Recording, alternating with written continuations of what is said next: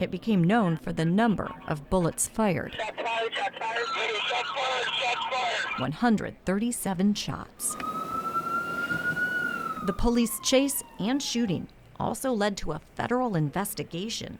It found Cleveland police use excessive force. We found, frankly, that sometimes a rubber stamp mentality or approach exists to these kinds of incidents of excessive force. So Cleveland agreed to make massive reforms and let the federal government watch over them. Our goal is to have real reform.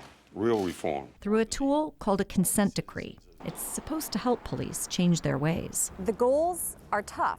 Reduce excessive force, racial bias, and repair relationships with residents.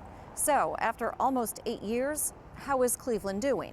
Along with the Marshall Project, we found the city has spent close to $70 million taxpayer dollars. The costs include new policies, new training, and administrative functions. But after that expense, we also found it's hard to measure what, if anything, has changed here on the streets. As my grandmother says, it's a long road to hoe, right? And so it takes a long time to sort of get to the prize. Cleveland hired Dr. Lee Anderson last year to help police reach the goals of the consent decree. Every city that I go to, they are very much, this is our city, this is how we do things. She has helped other reluctant departments embrace reforms, including Oakland, California, and Ferguson, Missouri. Cleveland, to me, has been no different. Take efforts to hold officers accountable.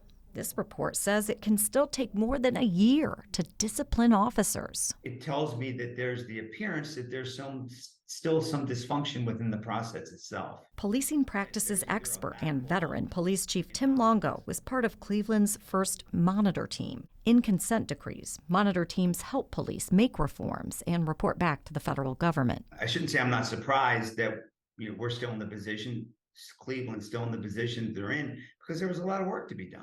I can't breathe. Look what happened during protests over George Floyd's murder. Despite new rules and training, this report described officers as disorganized and aggressive. And after 8 years, the city is struggling to keep residents engaged in the consent decree. We're saying, please don't get tired. Look, 2 firms are vying to take over as the new monitor team.